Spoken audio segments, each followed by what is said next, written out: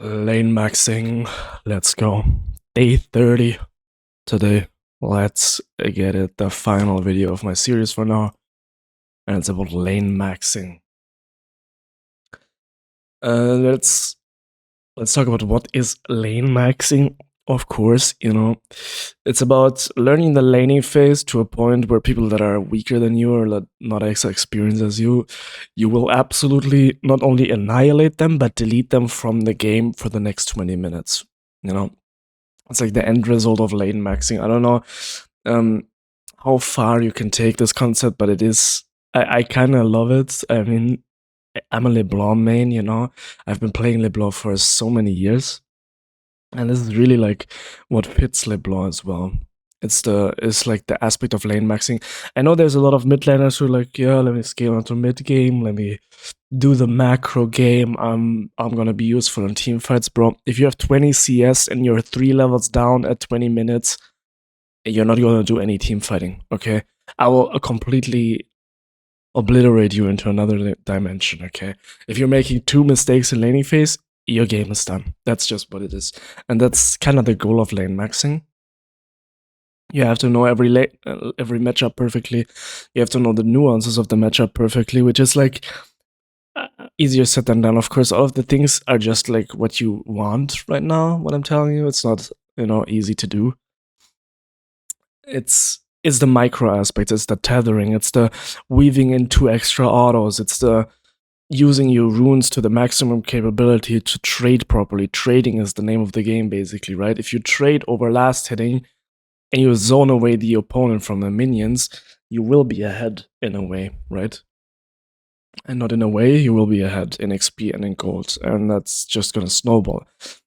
If they make one misstep, you can just kill them. And like the best character to do it with is, of course, LeBlanc, because she can do illegal things. LeBlanc can do illegal things. The only, I mean, there are nullifying lanes, so it's not like LeBlanc is the most broken character of all time. If you play into a nullifying lane, then you're gonna be nullified. That's just what it is, Basically, nullifying lanes is every lane that your champion cannot exploit into. It's like, for LeBlanc, for example, it would be Galio, Vex, maybe Kassadin. Essentially, I don't know, there's a lot more of them, but essentially every lane that can just chill early and then outscale you in a way, so you can't kill them that easily anymore. If they are massively worse than you, you can still exploit them and still kill them, of course, and still snowball. But in general, they will have such like effective stats against you that it's very difficult. So if you yourself make one mistake, they will nullify the lane and you will be behind. Behind in being ahead, pretty much. If you're only 55% ahead, you're not gonna win the game by lane maxing. There's a lot of benefits to lane maxing. Of course, you yourself will be like 4 times as strong as the enemy mid laner. You yourself will have time to actually help your jungler to snowball other lanes. Also, the enemy team will be demoralized, if you're 15-0 and the enemy mid laner is 0-15. The enemy mid laner might also AFK, that happens frequently. In my elo, you have to kind of caveat it. It's just, that's what happens here in Platinum for now. And it's all gonna happen later on, but I've learned one thing this year. That's why this video is like one of my most like anticipated ones that I wanted to make, because I went through so many roles and stuff, so many play styles, that I have to say this one is just my most fun one, the most fun one that I've ever played. I've played mages, artillery mages. I've switched to support and jungle. I switched to AD carry. I played Ziggs conservatively. And it's always the problem. I never realized how big this problem is once I came back to LeBlanc, but the problem is the fighting aspect. And the fighting aspect of League of Legends is just fighting, you versus the opponent, you versus the opponent and the jungler, you versus the opponent, the jungler, the support, the AD carry, 1v5, whatever, can you go in, do damage without dying? In a way, can you get them lower? Can you re-engage. All of these things, the fighting aspect of League is so unbelievably important, and I don't know why it got lost in the weeds for myself, but I don't know. It's kind of weird, you know. The importance of fighting in League is insanely high, insanely high. If you cannot fight, you're wasting every potential. You're wasting all of the value. You're not gonna grow as fast, you know, as a better player, because you have to know how to fight with your character, and that takes insane repetition, insane pattern recognition, insane amounts of time to invest into this. It is what it is. That's just what it is, you know. It's not enough to like weed out the bad games if you can't fight, in a way. You know, if I always go 0-0-0 with Ziggs, I will lose most of my games. That's just the fighting aspect of League. I have to go like 10-0 to actually win the games that would have been like equal in a way. You know, that's the thing. That's kind of the difference maker. And with Ziggs, you know, I can nullify every lane, be extremely strong in the mid game, get every tower, but it doesn't matter if I can't actually fight with him. You know, and the enemies are just as strong as I am in a way, or not as far behind, not far behind enough. It's kind of strange. It really is. But the more I learn about League, I feel like fighting aspect is so insanely important, and it's not really talked about much. I think one of the other things is a lot of people get to higher elos first by being good at fighting and micro. You know, I think the micro aspect of the game is, in my opinion, more important. I mean, I could be wrong. You know, I could be wrong here. I'm just gonna go all in on lane maxing now and see how far I can go. But from this perspective, from this paradigm, micro is a lot more important than macro. You know. Macro is insanely important, but in my opinion, the difference between macro and macro is for resource maximization, and micro is for the utilization of those resources. Like, even if you have less resources, if you utilize them better, you will win. So the macro is more important, because you can get a lot of resources from your macro gameplay and then still lose because your micro is worse, even though the other one has, the opponent has less resources.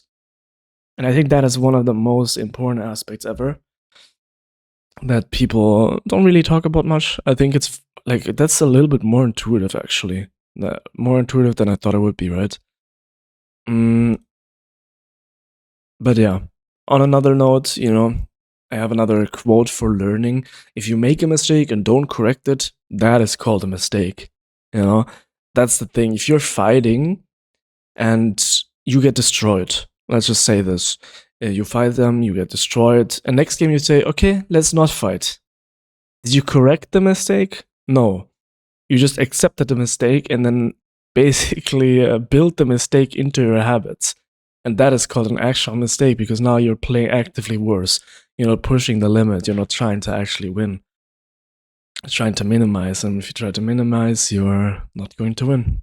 That's just lane maxing, you know? That's just the core concept of lane maxing. If you lane max every game, it will be very like up and down, especially if you're playing a new character. You will just die insane amount, but you have to get into the weeds and actually fight in this game. Learn how to fight, how to use your abilities to be safe, how to use your abilities to actually kill them, knowing threats, threat assessment. Yeah.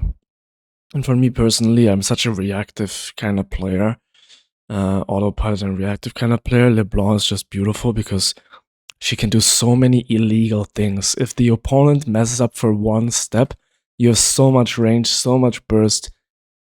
You can punish them, actually, you know? I can recognize things very, very fast.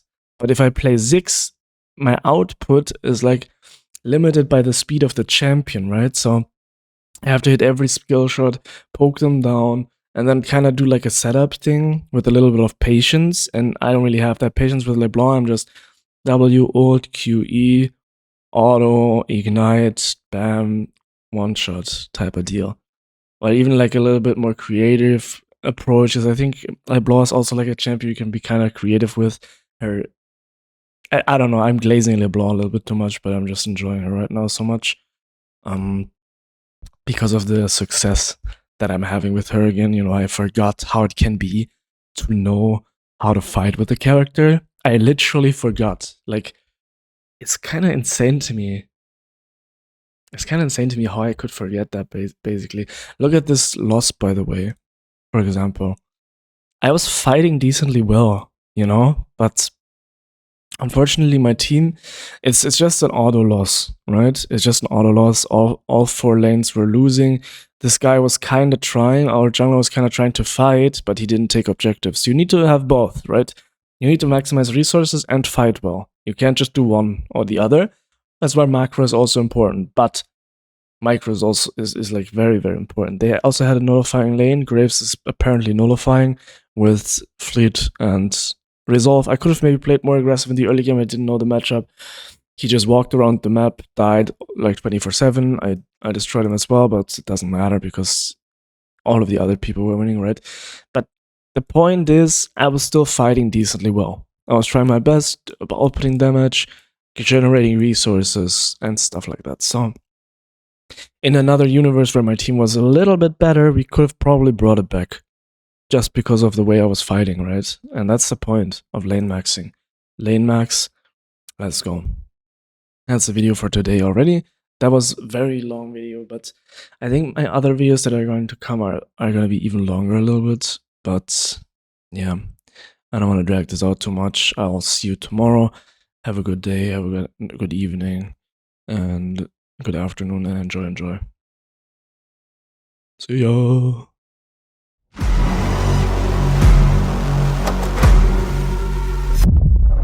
You walk along the edge of danger, and it will change you. Why would you let this voice set in your head? It is meant to destroy you.